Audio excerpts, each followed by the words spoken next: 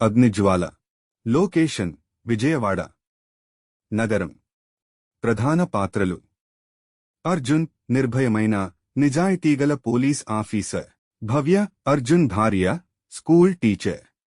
సూర్యప్రకాష్ రాష్ట్రానికి ప్రమాదం తీసుకొచ్చే క్రిమినల్ డాన్.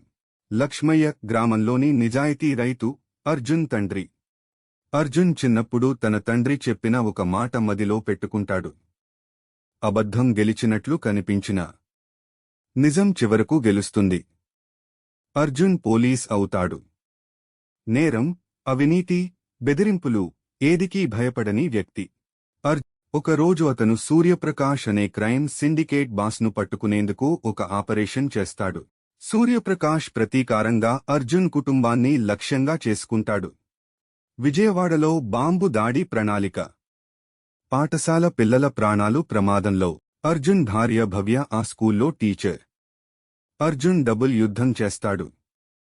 దేశం కోసం, కుటుంబం కోసం. క్లైమాక్స్లో రైలు స్టేషన్ వద్ద బాంబును డిఫ్యూజ్ చేసేందుకు అర్జున్ స్వంత ప్రాణాల్ని పణంగా పెడతాడు. సూర్యప్రకాష్ అతన్ని కాల్చడానికి సిద్ధమవుతాడు. అప్పుడే అర్జున్ తండ్రి లక్ష్మయ్య ముందుకు వచ్చి అడ్డుకుంటాడు. నా బిడ్డ దేశం కోసం పోరాడుతుంటే నేను చూస్తూ ఉంటానా? ఒక ఘర్షణ.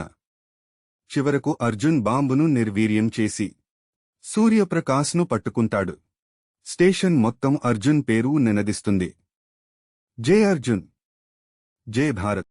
సందేశం: మనసులో నిజం, చేతిలో ధైర్యం ఉంటే దేవుడు కూడా మనల్ని రక్షించడానికి వస్తాడు.